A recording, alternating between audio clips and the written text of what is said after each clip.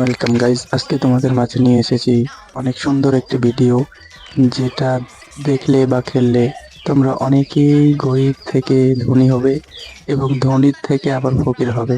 আর এই ফকির হওয়া সেই ফকির হওয়া নয়, যেটাতে তোমাদেরকে রাস্তাতে দাঁড় করিয়ে দেবে। তো ক্যাসিনো এমন একটা জিনিস, যেটার নেশা কারো মাথায় যদি ঢুকে, তাহলে সে একেবারেই গরিব হয়ে যাবে।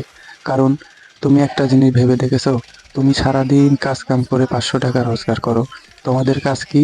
এই ধান কাটা, রসুন লাগানো বা ইত্যাদি যাই হোক।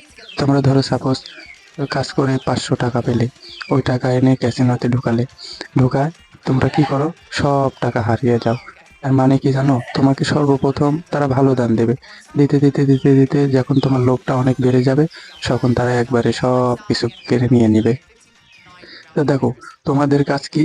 তোমাদের কাজ এই যে ধান কাটা, রসুন লাগানো, রাজমিস্ত্রি কাজ করা বা চাকরি করা ইত্যাদি যাই হোক। আর তাদের কাজ কি জানো? তাদের কাজ তোমাদের কাজ এইসব কাজ করে টাকা আনা, আর তাদের কাজ হচ্ছে এই ক্যাসিনো খেলে তাদের কাছ থেকে টাকা পয়সা লুট করে নেওয়া। আর এটা একটা অনেক খারাপ একটি গেম। তো তোমরা এই ক্যাসিনো থেকে দূরে থাকো। আর আমি তোমাদেরকে কাছে রিকোয়েস্ট করব যে এই ক্যাসিনো এমন একটা প্ল্যাটফর্ম। তো আমি তোমাদেরকে বললাম যে তুমি টাকা আনবে সারাদিন, মাথার ঘাম পায়ে ফেলে টাকা কাজ করে 500 টাকা কি 1000 টাকা যাই হোক কাজ কাম করে এনে তুমি ক্যাসিনোতে ঢোকাবে। তোমাদের কাজ সেটাই। আর তাদের কাজ ওই টাকাটা তুমি তোমার থেকে লুট করে নেওয়া।